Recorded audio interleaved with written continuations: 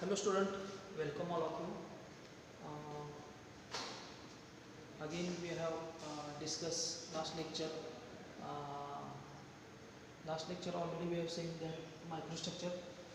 Again this lecture we have to discuss some points about the last lectures. Okay. So last lecture we have seen microstructures. Okay.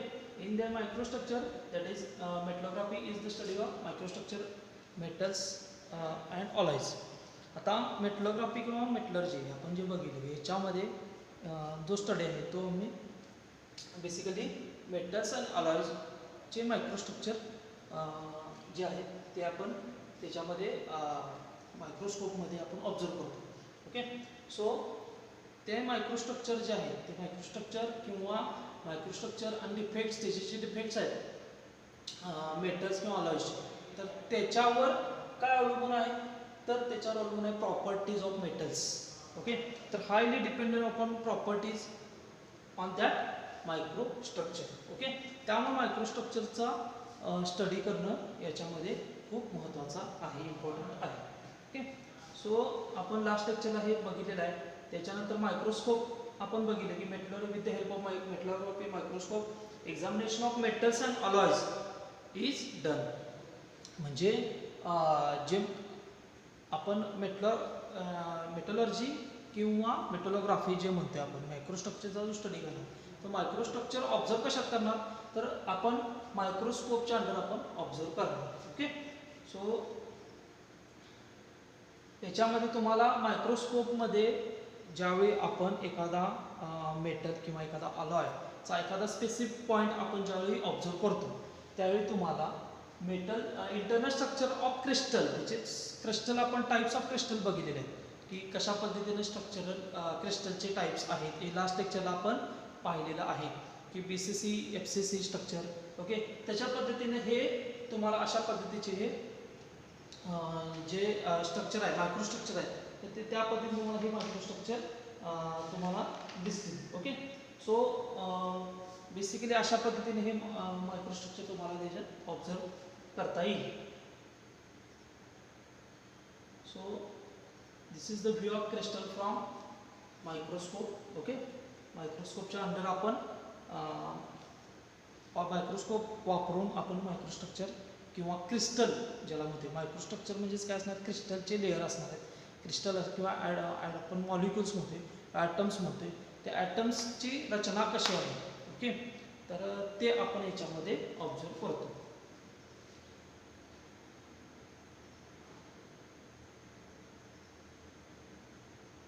ज्यावेळी आपण internal structure त्याचं ज्यावेळी बघतो आणि ज्यावेळी आपण मी तुम्हाला सांगितले की ज्यावेळी आपण झूम करतो, जसं की 5x असेल, 10x असेल, 15x असेल किंवा अप टू इलेक्ट्रॉन मायक्रोस्कोप जर बघितलं तर आपण 2000x पट्टी 2000 पट्टीनं आपण ती इमेज काय करू शकतो, झूम करू शकतो.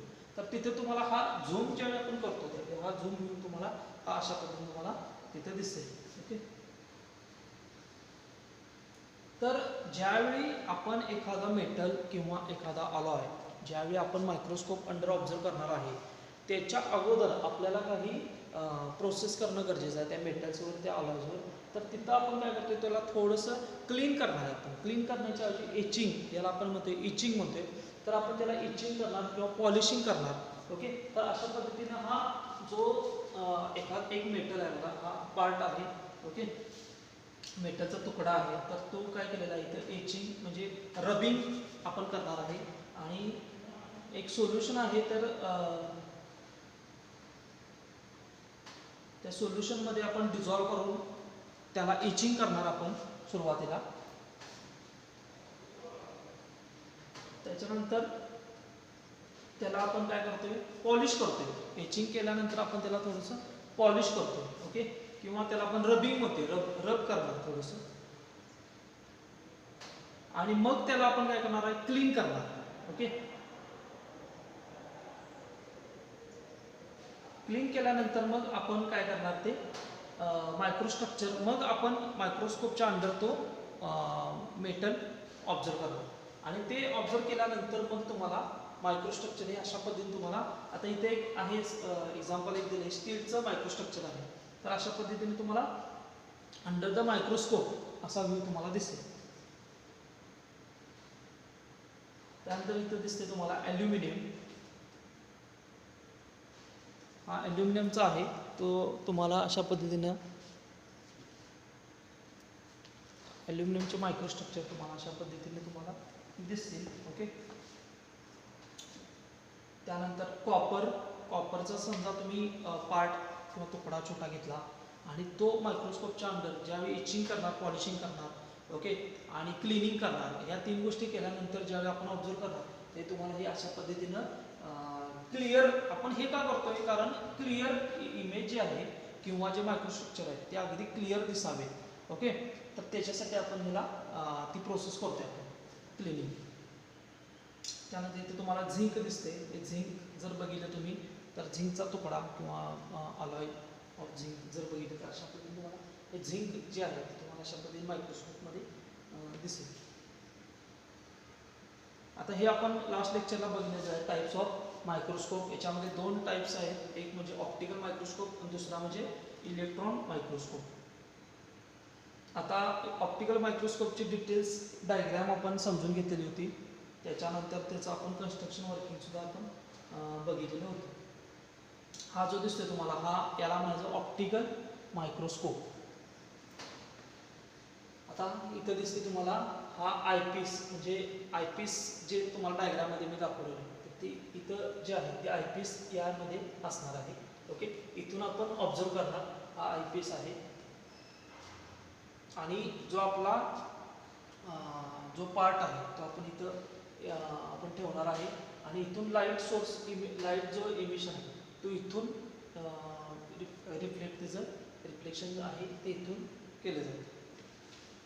दिस is the optical microscope and next one is a electron microscope. Last लेक्चरला आपण याची डायग्राम बघितलेली. याच्यामध्ये इलेक्ट्रॉन गन आहे. ओके. इलेक्ट्रॉन गन टंगस्टनचा जो इलेक्ट्रॉन गन आहे तो काय करणार, high rays of electrons emission किंवा एमिशन त्याच्यामधून काय करतात, इलेक्ट्रॉन्स एमिटेड होतात किंवा लिबरेटेड होतात की त्याच्यामधून हाय रेज इलेक्ट्रॉन्स एमिशन होणार. आणि आता इथं ॲक्च्युली ॲनोड आहे. ॲनोड असल्यामुळं त्याचं ॲक्सिलरेशन होणार. ॲक्सिलरेशन म्हणजे त्याची गती जी आहे की इलेक्ट्रॉन्स जे बाहेर पडतात त्याची गती वाढवली जाते. ओके. सो ॲनोड वर इथं काय केलेलं आहे मटेरियल, आपला जो पीस आहे किंवा आपण जो पार्ट आहे आपला जो आपण ऑब्झर्व करणार आहे, ज्याचं मायक्रोस्ट्रक्चर आपण बघणार आहे ते आपण इथं ठेवलेलं आहे. Okay. So this is the condenser lens coil, first one. आता कंडेन्सर लेन्स कॉईल काय करते, तर condenser lens coil which is condense the this is rays. आता हे जे इलेक्ट्रॉन बीम आहे त्या बीमला ॲक्सलरेट करणे किंवा कंडेन्स करणे किंवा एकत्र करणे थोडक्यात. ओके. किंवा एका लेवलला एका लाईनमध्ये त्याला आणायचं काम हे कोण करतं, तर कंडेन्सर लेन्स कॉईल करते. ओके. सो जी रिक्वायर्ड बीम पाहिजे आहे त्याला एक कशी बीम पाहिजे आहे खाली, एक रिक्वायर्ड बीम किंवा आपण म्हणूया स्मॉल कोहरंट बीम अशी जी आहे एकसारखी ती करण्याचं काम हे कोणाचं आहे, तर कंडेन्सर लेन्स कॉईलचं काम आहे. त्याच्यानंतर पुढे दिसतं तुम्हाला scanning coil. Okay. Scanning coil. आता स्कॅनिंग कॉईल काय करणार, तर स्कॅनिंग कॉईल काय करते, तर रो जे असतात लाईन्स ह्या ज्या एमिशन जे होणार आहे, ओके, तर ते ज्या लाईन्स ज्या आहेत त्या काय करणार, त्या रो वाईज स्कॅन करते. इथं जे बीम आहे ते रो वाईज प्रत्येक असं आपण रो जे बघतोय आपण तो रो वाईज ते काय करणार सगळं हे स्कॅन करण्याचं काम. इथला जो पार्ट आहे तो हे 2 स्कॅनिंग कॉईल इथं दिसतात तुम्हाला, तर रो वाईज त्याचं स्कॅनिंग होणार. ओके. किंवा टॉप टू बॉटम असं त्याचं स्कॅनिंग टोटल त्याचं केलं जातं. ओके. सो त्यासाठी स्कॅनिंग कॉईल वापरलेलं आहे. त्यानंतर objective lens. Objective lens coil. Objective lens coil focus the beam reach to specimen. याला इथून ती बीम जी आहे ती फोकस करण्याचं काम. ओके. ते कोणाचं काम आहे, तर ऑब्जेक्टिव्ह लेन्सचं काम आहे. ऑब्जेक्टिव्ह लेन्स ती बीम जी आहे ती फोकस करून एकत्र बरोबर इथं जिथं आपल्याला ॲक्च्युली ऑब्झर्व करायचं आहे. ओके. तर त्या एखाद्या स्पेसिफिक पॉईंटला ते फोकस करण्याचं काम हे ऑब्जेक्टिव्ह लेन्स कॉइलचं आहे. Okay, after that when this beam is reach to specimen, आता इथं इलेक्ट्रॉन्स काय होणार, हाय ॲक्सिलरेशननं याच्यामध्ये काय होणार आहे, याच्यावर येणार मेटलवर. आता हाय ॲक्सिलरेशन आल्यानंतर तिथून ते डिस्ट्रक्ट होऊन पुढं परत काय होतात बघा, सेकंडरी त्याचं जे कन्व्हर्जन आहे इथं जे दिसतं ह्याला आपण म्हणूया primary electron. Okay, primary electron beam. आणि इथून स्ट्रक झाल्यानंतर हे परत काय होतात, तर इथे एक डिटेक्टर आहे, त्या डिटेक्टरला आपण म्हणतो सेकंडरी इलेक्ट्रॉन डिटेक्टर. इथून ते सेकंडरी इलेक्ट्रॉन डिटेक्टरवर ते रेज ट्रान्सफर होणार. आता सेकंडरी इलेक्ट्रॉन डिटेक्टर काय करतो, तर तिथून सेकंडरी इलेक्ट्रॉन डिटेक्टर हे इलेक्ट्रिक कन्व्हर्जन, जे हे रेज जे इलेक्ट्रॉन्स आहेत त्याचं कन्व्हर्जन इलेक्ट्रिक सप्लायमध्ये करण्याचं काम, किंवा इथं जी आता इमेज आहे, ओके, ती आता ॲक्च्युली हे इलेक्ट्रॉन्स रेज बाहेर पडले, पण ह्याचं कन्व्हर्जन फोटो फिल्ममध्ये करण्याचं काम हे या सेकंडरी इलेक्ट्रॉन डिटेक्टरचं आहे. आणि नंतर इथून सप्लाय जो दिलेला आहे तो डिस्प्ले दिला आहे, म्हणजे जो आपला कम्प्युटर असणार आहे त्या कम्प्युटरला तुम्हाला ती इमेज ही इमेज फॉर्ममध्ये तुम्हाला ही इथं जे रेज असतात ती इमेज फॉर्ममध्ये तुम्हाला इथं दिसणार. आणि ते कशामुळे शक्य आहे, तर सेकंडरी इलेक्ट्रॉन डिटेक्टरमध्ये आहे, तो कन्वर्ट करतो ते. ओके, या रेज आहेत ती कन्वर्ट आपल्याला डिस्प्लेमध्ये किंवा फोटोमध्ये आपल्याला ते कन्वर्ट करून तो देतो. त्यामुळे आपल्याला कॉम्प्युटरच्या स्क्रीनवर आपल्याला ती इमेज दिसणार. Okay, so this is a electron microscope.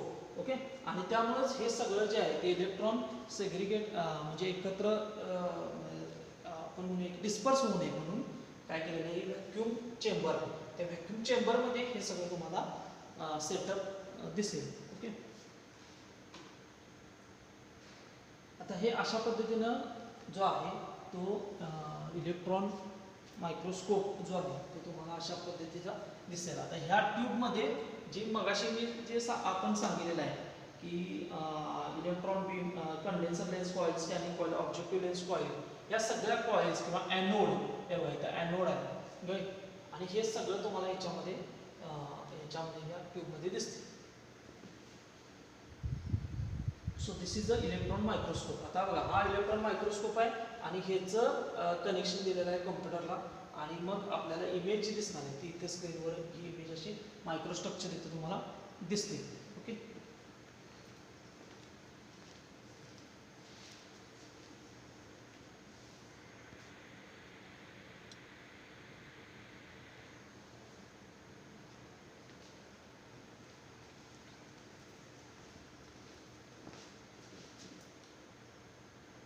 okay, so this is the electron microscope and this is the optical microscope.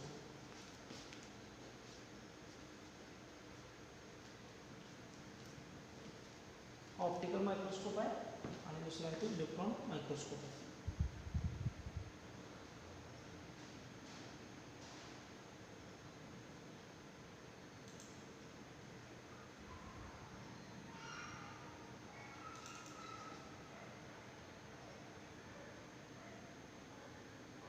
Okay, so next part is properties of material. आता आपण बघितलं की जे मटेरियलच्या प्रॉपर्टीज आहेत त्या डिपेंड्स कशावर आहेत, तर मायक्रोस्ट्रक्चरवर डिपेंड्स आहे. मग मायक्रोस्ट्रक्चर ज्यावेळी अशा पद्धतीने ऑब्झर्व केलं जातं की मायक्रोस्कोपचा वापर करून आपण वेगवेगळे त्याचे फेजेस असतील किंवा त्याच्यातले जे डिफेक्ट्स आहेत मेटल्स अँड अलॉयजमधले, तर ते ज्यावेळी आपण ऑब्झर्व करतो मग त्याच्यानंतर मग त्याच्या काय आपल्याला प्रॉपर्टीज लक्षात येतात. आता प्रॉपर्टीज कोणत्या कोणत्या आहेत ते आपण घ्या. पहिले प्रॉपर्टीज ऑफ मेटल्स. ओके, आता more engineering components are made of steel, metals and alloys then any other class of solids. Maximum जर तुम्ही इंजिनिअरिंग कंपोनंट्स बघितले, इंजिनिअरिंग मटेरियल बघितले, तर हे जास्तीत जास्त तुम्हाला स्टीलमध्ये दिसणार किंवा स्टीलचे जे अलॉयज आहेत त्याच्यामध्ये तुम्हाला दिसणार. ओके, एखादा प्रॉडक्ट डिझाईन करायचा आहे, एखादा प्रॉडक्ट ज्यावेळी आपण डिझाईन करतो त्यावेळी डिझाईन करत असताना त्याच्या प्रॉपर्टीज माहीत असणं खूप गरजेचं आहे. ओके, जर त्याच्या प्रॉपर्टी चांगल्या पद्धतीने आपल्याला माहीत असल्या तर आपण त्याचं ॲप्लिकेशन म्हणजे ते कुठं आपण वापरणार आहे, त्याचं ते कुठं आपण अप्लाय करणार आहे, तिथं कंडिशन कशी आहे, तिथं त्याच्यावर सपोज एखादं मशीन असेल किंवा त्या प्रॉडक्ट असेल त्याच्यावर लोड कसा येणार आहे.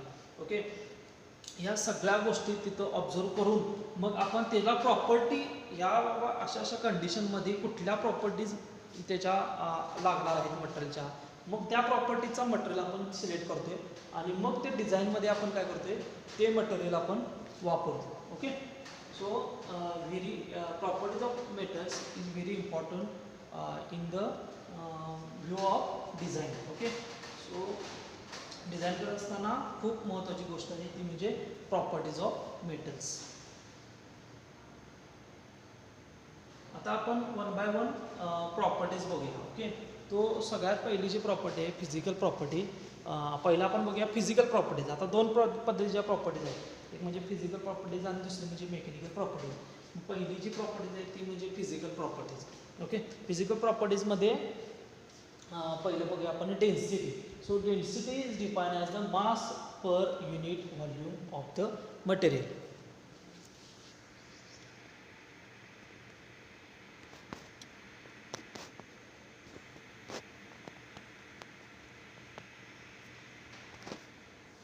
मास पर define mass per unit volume of the material. आता डेन्सिटी म्हणजे काय, मास अपॉन व्हॉल्यूम. डेन्सिटीचा फॉर्म्युला काय, मास अपॉन व्हॉल्यूम. तर डेन्सिटी म्हणजे काय, जर एखादा समजा बॉक्स आपण सपोज एखादा बॉक्स घेतला मोकळा बॉक्स आणि त्या बॉक्समध्ये तुम्ही एखादं मटेरियल तुम्ही का नाही भरायला लागला तर ते किती मटेरियल त्याच्यामध्ये फिल होणार, तो बॉक्समध्ये किती मटेरियल ते फिल झालेलं आहे म्हणजे थोडक्यात काय व्हॉल्यूम. त्या व्हॉल्यूममध्ये त्या बॉक्स म्हणजे काय तो व्हॉल्यूम झाला, त्या व्हॉल्यूममध्ये किती मास तुम्ही त्याच्यामध्ये फिलअप करायला लागलाय ते जो त्याच्यात जे वेट येणार आहे ते म्हणजे ते आपल्याला आपण डिफाईन करतोय डेन्सिटी. ओके, मग mass per unit volume of material. मग ह्याच्यात पर युनिट आपण काय करायचं, पर युनिट एका युनिटमध्ये किती मास एका व्हॉल्यूम समजा पर युनिट व्हॉल्यूम आपण एक स्पेसिफिक व्हॉल्यूम कन्सिडर केला तेवढ्या व्हॉल्यूममध्ये किती मास आहे हे दाखवणं जे दाखवतो त्याला आपण म्हणतो density. Density is equal to mass upon volume. Different material have different density at the same temperature. Density of material is expressed with relation to water. It is known as a specific density. तर water बरोबर जर तुम्ही specific density consider केली की तर तुम्हाला त्याला आपण त्या डेन्सिटीला म्हणतो स्पेसिफिक डेन्सिटी. ओके, वॉटरच्या रिलेटेड जर आपण म्हणजे पाणी किती भरणार त्या एखाद्या व्हॉल्यूममध्ये किती पाणी भरलेलं आहे हे ज्यावेळी आपण एखादं दर्शवतो त्यावेळी त्याला आपण स्पेसिफिक डेन्सिटी असं म्हणतो. ओके, सो हे महत्त्वाचं आहे. डेन्सिटी म्हणजे काय, it is dependent mass per unit volume. म्हणून density is equal to mass upon volume. हे लक्षात ठेवा, फॉर्म्युला महत्त्वाचा आहे. ओके, बऱ्याच ठिकाणी लागतोय आणि ह्या प्रॉपर्टीला आपल्याला इथे लक्षात काय ठेवायचं आहे, या प्रॉपर्टीला आपण डेन्सिटी असं म्हणतो. Okay, next one is a melting point. It is defined as a fixed और constant temperature at which pure metals और non metal change from solid to liquid form. आता मेल्टिंग पॉइंट कशाला म्हणायचं, तर एखादं सॉलिड मेटल आहे किंवा alloy आहे तर ते ज्यावेळी आपण हीट करायला सुरुवात करतो, हीट केल्यानंतर एखाद्या स्पेसिफिक पॉईंटला काय होतं ते सॉलिडचं कन्व्हर्जन लिक्विडमध्ये होतं. म्हणजे सॉलिड जे आहे ते पूर्णपणे तुम्हाला लिक्विड झालेलं दिसेल. ओके, आणि त्या एका पॉईंटला ज्या पॉईंटला ते सॉलिडचं कन्व्हर्ट लिक्विडमध्ये होतं त्या एका पॉईंटला आपण काय म्हणतो मेल्टिंग पॉईंट. ओके, मग प्रत्येकाचा मेल्टिंग पॉईंट वेगळा. म्हणजे प्लास्टिकचा जर मेल्टिंग पॉईंट वेगळा तर वेगळा असणार आहे, आपलं ब्रासचा वेगळा असणार आहे किंवा आपलं स्टील जे आहे त्याचा वेगळा असणार आहे, कास्ट आयर्नचा मेल्टिंग पॉईंट वेगळा असणार आहे. ओके, सो मेल्टिंग पॉईंट म्हणजे काय, एखादं मेटल प्युअर मेटल किंवा नॉन मेटल असेल तर त्याचं सॉलिडचं रूपांतर लिक्विडमध्ये ज्या पॉईंटला होतं तो पॉईंट म्हणजे melting point. Okay, so zinc, lead, tin जर बघितलं आपण एखादं मटेरियल झिंकचं आहे, लीडचं आहे, टीनचं आहे तर सगळ्यात लो त्याचा एकदम लो मेल्टिंग पॉईंट असतो. म्हणजे अगदी थोड्याशा टेम्परेचर तुम्ही त्याला दिलं की ते लगेच काय होणार, वितळून होणार. त्याच्यानंतर ॲल्युमिनियम हा मिडियम रेंजमध्ये येतो. ॲल्युमिनियम थोडंसं झिंक, लीड, टीनपेक्षा थोडं जास्त वेळ लागतो ॲल्युमिनियमला. आणि सगळ्यात जास्त म्हणजे कॉपर ऑलॉय. कॉपर जे ऑलॉय ती कन्सिडर म्हणजे high melting point. Copper alloy जर बघितले तर मेल्टिंग ह्याचं काय होतं खूप वेळ लागतो मेल्ट व्हायला. Okay. So this is the melting point. आता next one is specific heat. So amount of heat required to raise temperature of material by 1 degree Celsius is called heat capacity or specific heat of the material. बघा आता ज्यावेळी तुम्ही एखादं material आहे आणि एखादं alloy आहे ओके किंवा एखादं मेटल आहे तर ते ज्यावेळी हीट द्यायला आपण सुरू करतो मग 1 डिग्री सेल्सिअस जाण्यासाठी ओके जेवढी हीट लागली बघा टेम्परेचर आपण चेक करावं लागेल. ज्यावेळी हीट पहिला 0 असणार हळूहळू ज्यावेळी सुरू करणार आपण ज्यावेळी त्याला हीट द्यायला आणि ज्यावेळी 1 डिग्री सेल्सिअस ज्यावेळी त्याचं टेम्परेचर जाईल त्यावेळी त्या 1 डिग्री सेल्सिअसच्या वेळी किती अमाऊंट हीट त्याला द्यावं लागेल त्या मेटलला किंवा त्या अलॉयला किती आतापर्यंत आपण त्या 1 डिग्री सेल्सिअस येईपर्यंत किती आपण हीट द्यावी लागली त्या हीटला आपण म्हणतो स्पेसिफिक हीट. लक्षात आलं. 1 डिग्री सेल्सिअस लक्षात ठेवा. 1 डिग्री सेल्सिअस येईपर्यंत मटेरियल आपण हीट करायचं मग ती जेवढी हीट लागली त्या 1 डिग्री सेल्सिअस येईपर्यंत त्या अमाऊंट ऑफ हीटला आपण स्पेसिफिक हीट असं आपण म्हणतो. Okay. Next one is a thermal expansion. So when thermal energy is added to material change in its dimension known as a thermal expansion. ज्यावेळी आपण हीट द्यायला सुरू करतो त्यावेळी कालांतरानं थोड्या वेळानं आपल्याला त्या मटेरियलमध्ये तुम्हाला चेंज झालेला दिसेल. ओके. ते एकतर एक्सपांड होईल हळूहळू एक्सपान्शन त्याचं व्हायला सुरुवात होईल. So mostly solid material expand upon heat and contract when cold. Solid material maximum जर तुम्ही बघितला तर ते तुम्हाला ज्यावेळी तुम्ही हीट देताय त्यावेळी ते एक्सपांड झालेले दिसतील त्यांचं साईज वाढलेला दिसेल. ओके. आणि ज्यावेळी तुम्ही ते कूल करताय ओके तर लो टेम्परेचरला किंवा कूल करताय त्यावेळी ते कॉन्ट्रॅक्ट झालेले दिसेल. म्हणजे एकतर एक्सपांड होणार आणि कॉन्ट्रॅक्ट होणार. हीट दिली की एक्सपांड होणार कूल केलं की कॉन्ट्रॅक्ट होणार.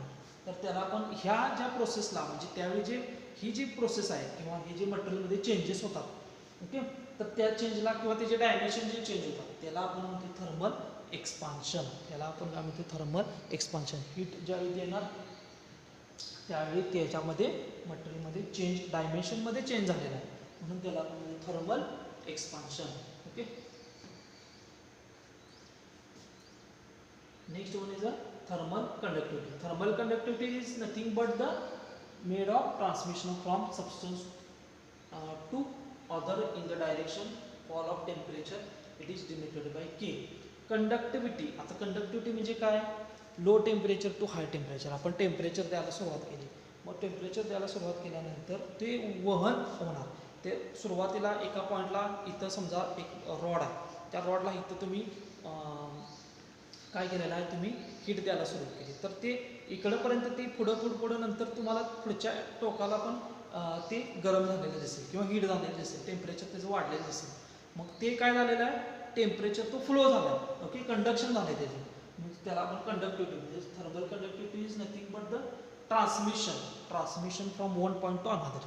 एका पॉईंटपासून दुसऱ्या पॉईंटकडे हीट ट्रान्सफर झाली ट्रान्समिट झाली त्याला आपण म्हणतो thermal conductivity. This is the आणि ते दाखवताना थर्मल कंडक्टिव्हिटी आपण के लेटर वापरतो. के लेटरनं आपण थर्मल कंडक्टिव्हिटी दाखवतो. आता ह्या सगळ्या झाल्या त्या फिजिकल प्रॉपर्टीज. ओके. आतापर्यंत आपण सगळ्या बघितलेल्या आहे फिजिकल प्रॉपर्टीज आहेत. ओके. आता आपण फिजिकल प्रॉपर्टीजमध्ये कोणत्या कोणत्या बघितल्या तर पुन्हा एकदा आपण फक्त रिव्हिजन करू. ओके. बघा पहिला तुम्हाला प्रॉपर्टीज काय आले प्रॉपर्टीज ऑफ मटेरियल हे खूप महत्त्वाचं आहे. मायक्रोस्ट्रक्चर जे ऑब्झर्व आपण करणार आहे मायक्रोस्ट्रक्चरवर डिपेंड्स ह्या प्रॉपर्टीज आहेत आणि प्रॉपर्टीज जर आपल्याला माहीत असल्या तर आपण एखादं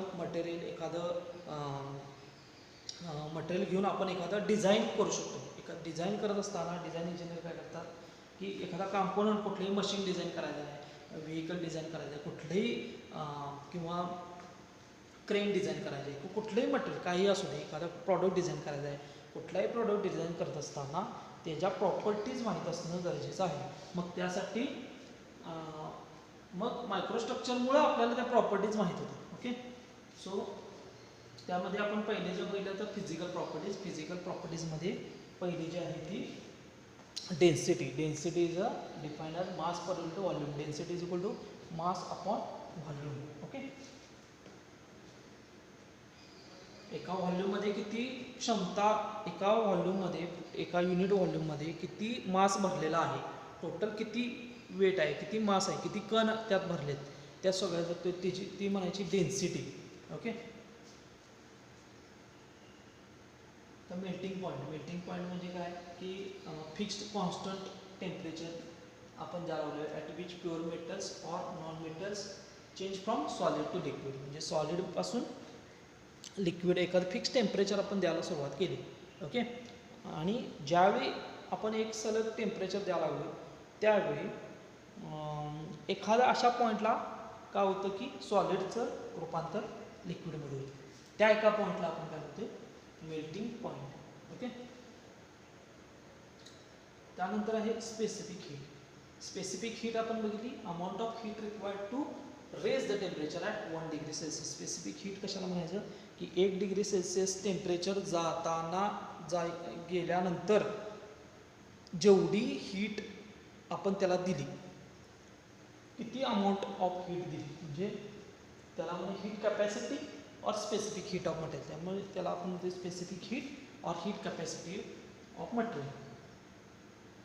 त्यानंतर थर्मल एक्सपान्शन. ज्यावेळी मटेरियलला आपण किंवा अलॉयला ज्यावेळी हीट दिल्यानंतर त्याच्यामध्ये थर्मली ते एक्सपांड होतं, त्याच्या साईजमध्ये शेपमध्ये फरक पडतो. तर ती एक्सपान्शन जे होणार त्याला आपण म्हणजे थर्मल एक्सपान्शन.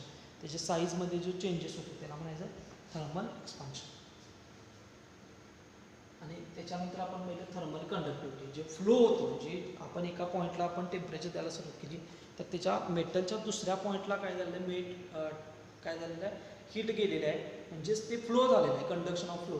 त्याला आपण म्हणायचं thermal conductivity. Thermal conductivity is nothing but the mode of transmission from one substance to another direction of fall of temperature. It is denoted by K. म्हणजे जिकडं कमी आहे टेम्परेचर त्या साईडला ते high temperature to low temperature अशा पद्धतीने ते वहन होणार त्याचं किंवा फ्लो होणार. आणि ते denoted by K. It is denoted by thermal conductivity. Okay, so this is the physical properties of a material. Okay,